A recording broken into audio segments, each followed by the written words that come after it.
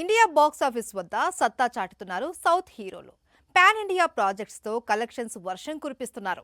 కల్కితో ప్రభాస్, పుష్ప 2తో Bunny national wide గా 1000 వాలా పేల్చారు. ఇప్పుడు అదే రూట్ లో ట్రావెల్ చేయబోతున్నాడు తారక్. చేతిలో ఉన్న ప్రాజెక్ట్స్ తో 1000 కోట్ల క్లబ్ లో చేరాలి అని టార్గెట్ పెట్టుకున్నాడు. RRR తో పాన్ ఇండియా మార్కెట్ క్రియేట్ చేసుకున్నాడు ఎన్టీఆర్. దేవరాతో నార్త్ మార్కెట్ పై దండయాత్ర చేశాడు.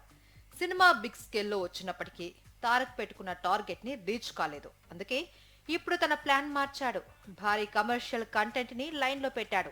ఇవన్నీ 1000 కోట్ల టార్గెట్ తోనే రిలీజ్ కాబోతున్నాయి. ఎన్టీఆర్ ప్రెజెంట్ హృతిక్ తో కలిసి వార్ 2 చేస్తున్నాడు. ఆదిత్య చోప్రా నిర్మిస్తున్న సినిమా కాబట్టి నార్త్ లో ఫుల్ డిమాండ్ ఉంది.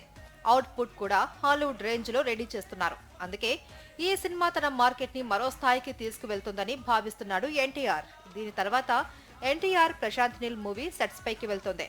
మాస్ కథ, నీల్ మేకింగ్, ఎన్టీఆర్ క్రేజ్ కలిస్తే 1000 కోట్ల క్లబ్ లో చేరడం గ్యారంటీ అంటున్నాయి ట్రేడ్ వర్గాలు. నీల్ ప్రాజెక్ట్ తర్వాత జైలర్ డైరెక్టర్ తో ఓ మూవీ చెయ్యాలి అని ప్లాన్ చేస్తున్నాడు తారక్. ఇప్పటికే కథ కూడా విన్నట్లు సమాచారం.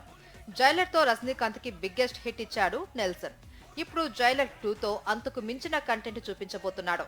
దీని తర్వాత ఎన్టీఆర్ తో వర్క్ చేస్తే అది మినిమం 1000 కోట్ల టార్గెట్ మూవీగా నిలుస్తుంది అని ఇండస్ట్రీ వర్గాల్లో టాక్. మొత్తానికి తారక్ ఎంచుకున్న లైనప్ చూస్తుంటే తన సినిమాలు ఇండియన్ బాక్స్ ఆఫీస్ ని షేక్ చేస్తాయి అనడంలో సందేహం లేదు.